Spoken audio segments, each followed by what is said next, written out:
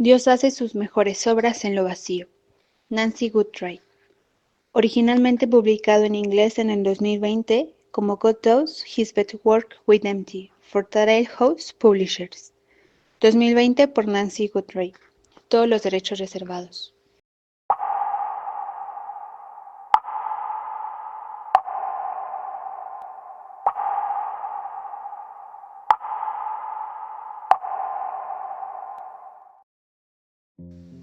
Capítulo 1, cuarta parte. Otra prueba de hambre en el desierto. Nos gustaría que, al mirar hacia atrás en la historia familiar que leemos en Éxodo, Números y Deuteronomio, pudiéramos descubrir que nuestros antepasados espirituales aprendieron lo que tenían que aprender en el desierto. Qué bueno sería ver que ahí desarrollaron su apetito por la palabra de Dios, y que continuaron con él cuando entraron a la tierra que Dios les había provisto. Pero no ocurrió así. En lugar de eso, cuando entraron a Canaán, comenzaron a consumir toda la idolatría que los cananeos les sirvieron. Finalmente, el pueblo de Israel, a quien Dios se refería como su primer hijo varón, fracasó en la prueba del desierto. Así que Dios envió a otro hijo, y permitió que este hijo también experimentara hambre en el desierto, como nos muestra Mateo 4:1 al 4 a continuación. Luego, el Espíritu llevó a Jesús al desierto para que allí lo tentara el diablo. Durante 40 días y 40 noches ayunó, y después tuvo mucha hambre. En ese tiempo, el diablo se le acercó y le dijo: «Si eres el Hijo de Dios, di a estas piedras que se conviertan en pan». Jesús le dijo: «No, las Escrituras dicen, la gente no vive solo de pan, sino de cada palabra que sale de la boca de Dios». Dios dejó que Jesús tuviera hambre en el desierto, no durante 40 años, sino durante 40 días. Pero en lugar de refunfuñar, en lugar de acusar a Dios de llevarlo al desierto para dejarlo morir, en lugar de actuar por su cuenta para proveerse a sí mismo, Jesús confió en la provisión de Dios. Jesús demostró que había pasado los primeros 30 años de vida alimentándose de cada palabra que sale de la boca de Dios. Precisamente, eso es lo que lo fortaleció para enfrentar el hambre en el desierto. Confió en que Dios proveería de lo que necesitaba. Hambre en la colina. Cierto día, Jesús se encontró frente a una multitud con hambre. Se acercaba la celebración de la Pascua judía, el tiempo en el que el pueblo celebraba un banquete para conmemorar que, siglos atrás, Dios los había rescatado por medio de Moisés. Así que Jesús usó esa ocasión oportuna para darles una señal de quién era Él y por qué había venido. Luego Jesús tomó los panes, dio gracias a Dios y los distribuyó entre la gente. Después hizo lo mismo con los pescados, y todos comieron cuanto quisieron. Juan 6:11. Cuando la gente experimentó el milagro de provisión, comenzaron a pensar que Jesús era otro Moisés, que el milagro que se había llevado a cabo en el desierto durante 40 años estaba comenzando otra vez. Por lo que al día siguiente se subieron a las barcas y atravesaron el mar de Galilea para llegar a Capernaum, con la esperanza de que Jesús repitiera el milagro del día anterior. Si quieres que creamos en ti, muéstranos una señal milagrosa. ¿Qué es lo que puedes hacer? Después de todo, nuestros antepasados comieron maná mientras andaban por el desierto. Las Escrituras dicen, Moisés les dio de comer pan del cielo. Jesús les respondió, les digo la verdad, no fue Moisés quien les dio el pan del cielo, fue mi Padre.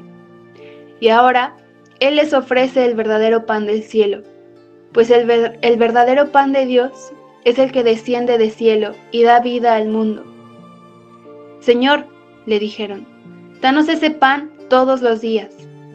Jesús les respondió, yo soy el pan de vida.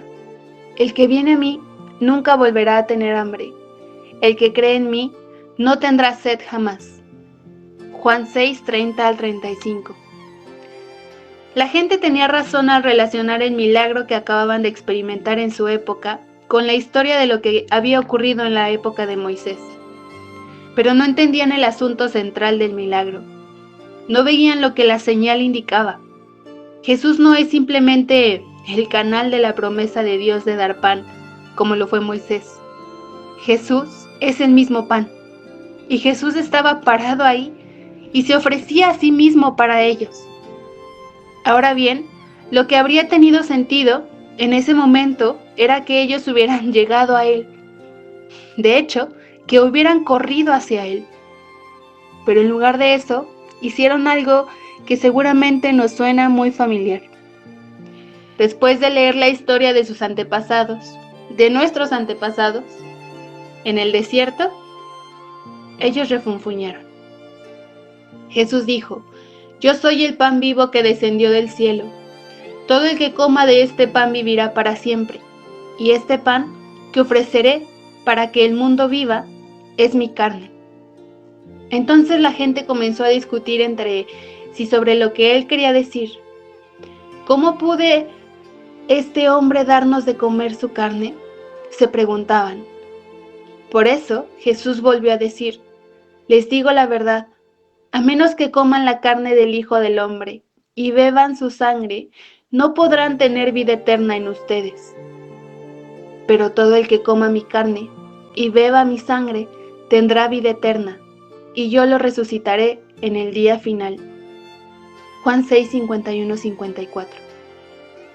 En ese momento, muchos de los que habían estado siguiendo a Jesús se dieron la vuelta y lo abandonaron. Solo querían el pan de Jesús, no a Jesús como pan. Pensaban que Jesús sería útil en su búsqueda de la vida que querían, pero en realidad ellos no lo querían. Solo querían lo que pensaban que Él podía darles. Y cuando leemos eso, no podemos evitar vernos en estas personas. Pensamos que la vida, la buena vida, llegará cuando Jesús nos dé lo que queremos, lo que pensamos que necesitamos. Y así como lo hizo con esa gente en Capernaum, Él nos insiste en que el asunto al punto de ofender. Jesús se ofrece a nosotros y pregunta: ¿se alimentarán de mi muerte expiatoria para vivir? ¿Permanecerán en mí? ¿Se alimentarán de mí? ¿Tendrán comunión conmigo? ¿Me amarán?